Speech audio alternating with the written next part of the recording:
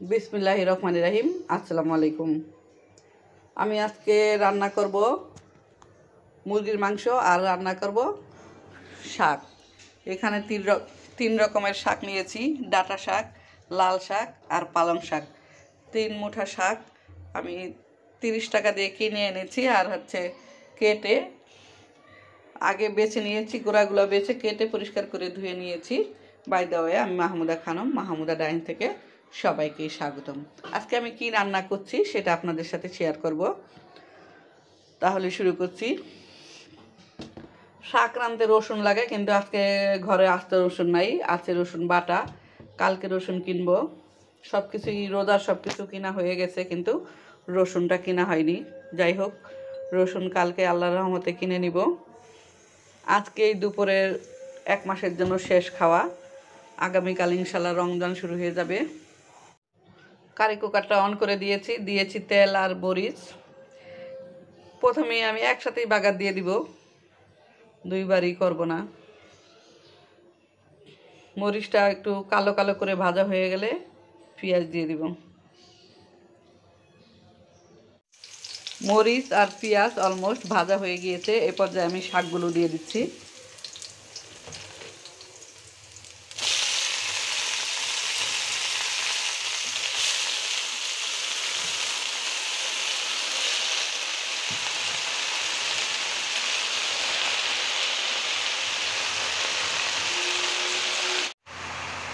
শাকগুলো দিয়ে দিলাম, দিয়ে দিচ্ছি কাঁচামরিচ,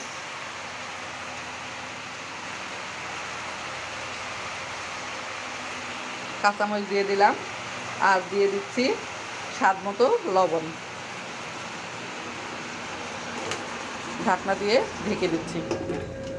শাক রান্না হয়ে গিয়েছে। আমি একটি সার্ভিং বলে তুলে নিয়েছি। এখন ওই হাঁড়িটাতেই মাংস বসিয়ে দিলাম। দিয়েছি পেঁয়াজ আর কাঁচামরিচ। এখন দিয়ে দিচ্ছি মশলাতে আছে দারচিনি, এলাচ, আছে গোলমরিচ, লবঙ্গ, আর আছে তেজপাতা। তেলের সাথে একটু ভেজে নিব। আছে সামান্য মৌরি, অল্প কিছু মৌরি দিয়ে দিচ্ছি আমি।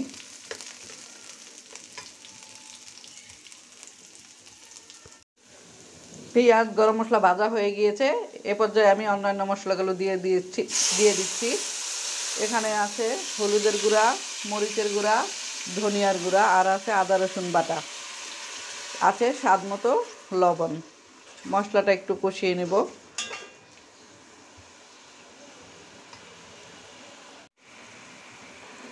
মশলা কষাতে কষাতে আমি মাংসগুলো দিয়ে দিচ্ছি। মশলা আর মাংস একসাথে কষানো হয়ে যাবে।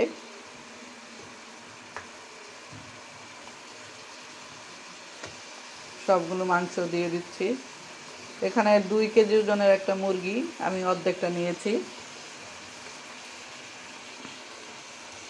2টা পাও সাথে নিয়েছি। দিয়ে দিলাম মাংসগুলো।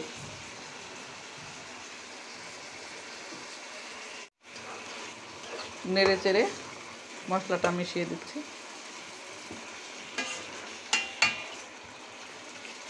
ঢাকনা দিয়ে ঢেকে আস্তে আস্তে মাংসটা সিদ্ধ করে নেব। মাংসটা ভালোভাবে একটু কষিয়ে নিলাম, ভাজা ভাজা করে নিলাম। মৌরি দিয়েছি, মৌরির ফ্লেভারটা দারুণ লাগছে। চারিদিকে এর অ্যারোমাটা ছড়িয়ে পড়েছে, ভীষণ ভালো লাগছে। এ পর্যায়ে আমি দিয়ে দিচ্ছি ফিল্টার করা পানি। ঢাকনা দিয়ে ঢেকে আরও কিছুক্ষণ রান্না করব। মুরগির মাংস রান্না অলমোস্ট ডান। দীপ্র খাওয়ার জন্য অপেক্ষা করছে। ও বকের মাংসটা খেতে পছন্দ করে।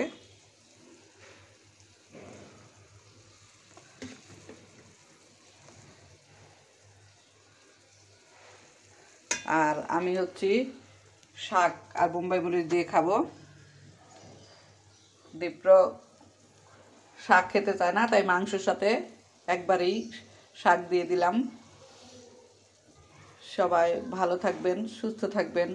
ফিরে আসবো নতুন কোনো রেসিপি নিয়ে। আল্লাহ হাফেজ। আসসালামু আলাইকুম।